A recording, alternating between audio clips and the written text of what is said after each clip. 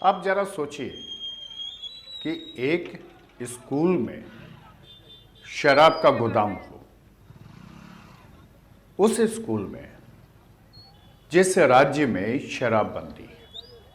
शराबबंदी 2016 से है और पटना से जो बिहार की राजधानी है वहां से महज 40 किलोमीटर दूरी पर एक स्कूल में शराब का गोदाम हो और उस गोदाम से जब शराब निकलने शुरू हो जाए तो उसकी काउंटिंग जानकर आप हैरत में पड़ जाएंगे। जी हां, हम आपको बता रहे हैं बिहार के वैशाली की खबर। वैशाली के लालगंज में एक स्कूल है, संसारो रामरती उच्च विद्यालय। हालांकि यह वित्त रहित हाई स्कूल है, लेकिन इस स्कूल में जब प्रिंसिपल को सूचना मिली कि वहां के एक कमरे में अलग से ताला लगा हुआ है और प्रिंसिपल ने इसकी जानकारी स्थानीय मुखिया को दी और पुलिस को दी, उसके बाद पुलिस आई, ताला तोड़ा गया और ताला जब तोड़ा गया तो 140 कार्टून विदेशी शराब वहां से बरामद की गई। अब जरा बिहार में आप शराब तस्करों के मनोबल को जान लीजिए। ये वो शराब तस्कर हैं जो सरकार के शराबबंदी को पलीता लगाने के लिए लगातार काम कर रहे हैं।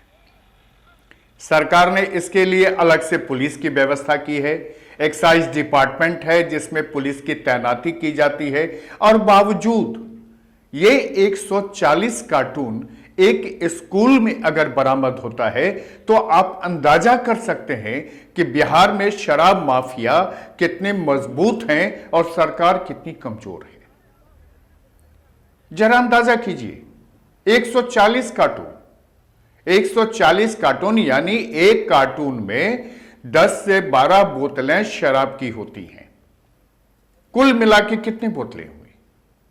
और ये सारी शराब जो है वो विदेशी हैं, कीमती हैं और स्कूल तक लाने के लिए शराब माफिया को कई पुलिस नाके से गुजरना पड़ा होगा, थाना से गुजरना पड़ा होगा और उसके बाद ये शराब का पूरा भंडार जो है किसी गाड़ी के सहारे स्कूल तक पहुंचाया गया, संसारो रामरती उच्च विद्यालय तक, जो वैशाली के लालगंज के खंजाहा चक में है। और उस स्कूल के कमरे का दरवाजा तोड़कर उसके अंदर शराब का गोदाम बनाया गया और कमरे के बाहर शराब माफिया ने अलग से तालाबंदी की।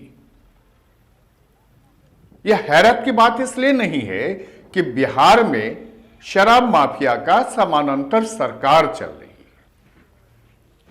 नीतीश कुमार ने 2016 में जब शराबबंदी लागू की थी उस समय उन्होंने साफ तौर पर कहा था कि समाज के स्टेटस को, जो गरीब लोग हैं, जो पिछड़े लोग हैं, जो मजदूर लोग हैं, उनके दैनिक स्टेटस को बढ़ाने के लिए शराबबंदी की गई है। शराबबंदी से सरकार का जो नुकसान है वो अलग बात है, लेकिन आप दंग हो जाएंगे, हैरत में पड़ जाएंगे आप कि ये शराब और इसका समानांतर व्यवस्था ये है कि सरकार के जिस तरह से पूरे साल का बजट है उस बजट से भी ज्यादा शराब माफिया शराब बिहार में बेचते हैं और लोग शराब पीते हैं। अब सोचिए ना कि स्कूल को शराब माफिया गोदाम बना लेता है। कहां है नीतीश कुमार, कहां है उनकी पुलिस, कहां है एक्साइज डिपार्टमेंट, कहां है तेज तर्रार व आईएएस लॉबी जो लगातार सरकार के साथ खड़ी है और कह रही है कि शराबबंदी है। यहां पर एक स्कूल में कमरे के भीतर 140 कार्टून रख दिया जाता है और सरकार की व्यवस्था यह है कि जब प्रिंसिपल स्कूल पहुंचते हैं, उनको सूचना मिलती है, वो पुलिस को फोन करते हैं, लोकल मुखिया को फोन करते हैं, तब जाके छापेमारी होती है, ताला तोड़ा जाता है और 140 कार्टून शराब वहां से बरामद की जाती है। और तभी सरकार कह रही है कि शराबबंदी है। एक तरह से यह बिहार के लोगों के साथ नाइंसाफी की जा रही है। आर्थिक नुकसान तो है ही, सामाजिक नुकसान किया जा रहा है, क्योंकि शराब पीने वालों को शराब उपलब्ध है। इस वीडियो से तो यही जाहिर होता है।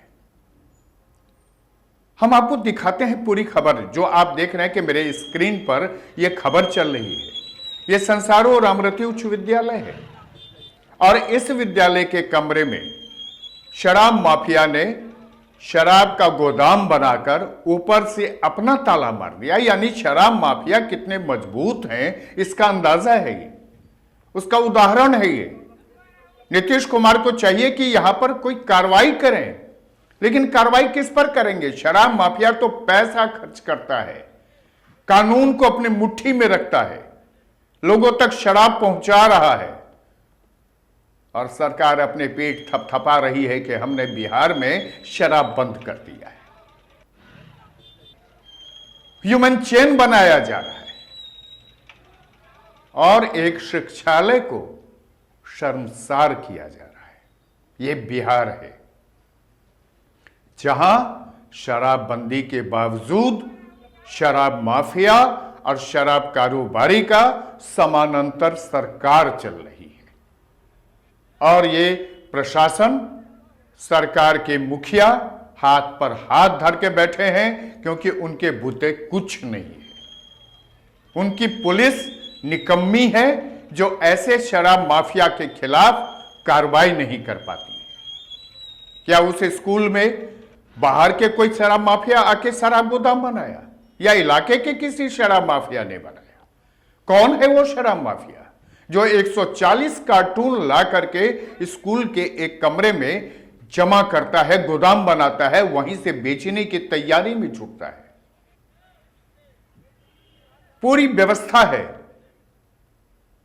पुलिस वाले हैं, एक्साइज डिपार्टमेंट के तेज तर्रार अधिकारियों की एक लंबी चौड़ी फौज है और बावजूद कोई इस शराब माफिया पर नकेल नहीं कस पा रहा है। जहरीली शराब से लोगों की मौतें हो रही हैं। इसी वैशाली में मौतें हुई और सरकार कह रही है कि हमने शराबबंदी कर दिया है, लोगों का स्टेटस बढ़ा दिया है, लोग अब शराब नहीं पीते हैं, दूध पीते हैं, सब्जियां खाते हैं। यह मजाक है। सिर्फ सरकार जनता से मजाक नहीं कर रही है, इस व्यवस्था पर मजाक है। सवालिया निशान है कि कहां है आपकी सरकार, कहां है आपकी प्रशासन, कहां है आपकी व्यवस्था, कहां है वो चाक चौबंद जिस पर लाखों करोड़ों रुपए आप खर्च कर रहे हैं कि शराब रोकना है। कई इलाकों से होते हुए ये शराब स्कूल तक पहुंचाई गई, स्कूल के ताले तोड़ दिए गए, उसके कमरे में 140 कार्टून शराब जमा कर दिए गए। आपको देखिए, पूरा विजुअल देख लीजिए। आप इस विजुअल को देख के आप दंग हो जाएंगे कि बिहार में स्कूल तक को शराब माफिया नहीं छोड़ रहे हैं, उसको अपना गोदाम बना रहे हैं जहां से वो शराब का अनैतिक कारोबार कर रहे हैं। बिहार के मुखिया नीतीश कुमार को और उप मुखिया तेजस्वी यादव को इस पर संज्ञान लेना चाहिए और इस पर कड़ी कार्रवाई करनी चाहिए कि शराब माफिया दोबारा शिक्षालय को, शिक्षा के मंदिर को, विद्या के मंदिर को इस तरह से नष्ट न करे, उसकी मर्यादा को धूमिल न करे। और ये अगर करने में सरकार नाकाम है तो सरकार को फिर से शराबबंदी पर पुनर्विचार करना चाहिए। हमारा आदेशपाल हमको खबर किया कि सर पुरवाड़ी रूम का ताला कटा हुआ है और नया 2 ताला उसमें लगा हुआ है, जबकि मेरा ताला का रंग सर ब्लैक है, देख लिया जाए उसको। तो हम तुरंत आदेशपाल को बोले कि वहाँ खड़ा रहो, मैं आ रहा हूँ।